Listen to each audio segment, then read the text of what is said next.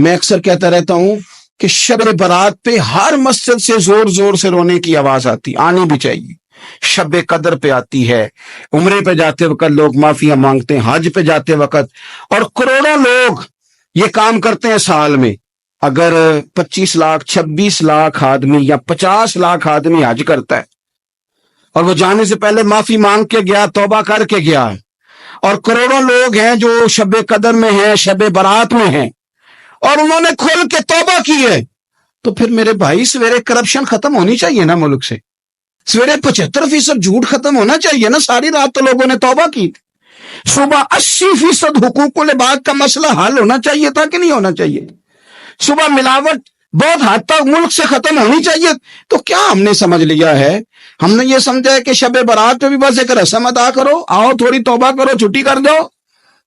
آئیے شب قدر تو توبہ کرو، چھٹی کر دو. کیا یہ ہم نے مطلب سمجھ لیا؟ حج کرنے گئے، رب کی بارگاہ میں حاضر ہوئے، رسول کریم کی بارگاہ سے بھی جو ہو کے آ جائے اور بدلے ہی نہ، وہاں تک جائے اور بدلے ہی نہ. مدینے گئے، کعبے گئے، کربلا گئے، جیسے گئے تھے گھوم پھر کے ویسے ہی آ گئے. نتیجہ کیا ہے؟ اپنی زندگی نتیجہ خیز بنائیں. آج اس خوبصورت موقع پر اپنے ذہن میں تہیہ کریں کہ اب ہم نے بدل جانا ہے. شوگر ہو جائے تو بدلنا پڑتا ہے، اللہ معاف کرے، چینی چھوڑنی پڑتی ہے، من پسند مٹھائیاں چھوڑنی پڑتی ہیں، بدلنا پڑتا ہے. بلڈ پریشر ہو جائے تو یارو بدلنا پڑتا ہے. اگر انسان کو خدا نہ خواستہ کوئی مرض لگ جائے تو بدلنا پڑتا ہے. اولاد پیدا ہو جائے تو بدلنا پڑتا ہے.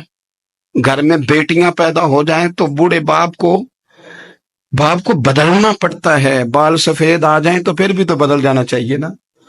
انسان کی عمر 40 سال ہو جائے تو پھر بھی تو بدل جانا چاہیے. شب برات پہ توبہ کرے تو پھر بھی تو بدل جانا چاہیے. اب بدل جائیں، اب ہم بدل جائیں.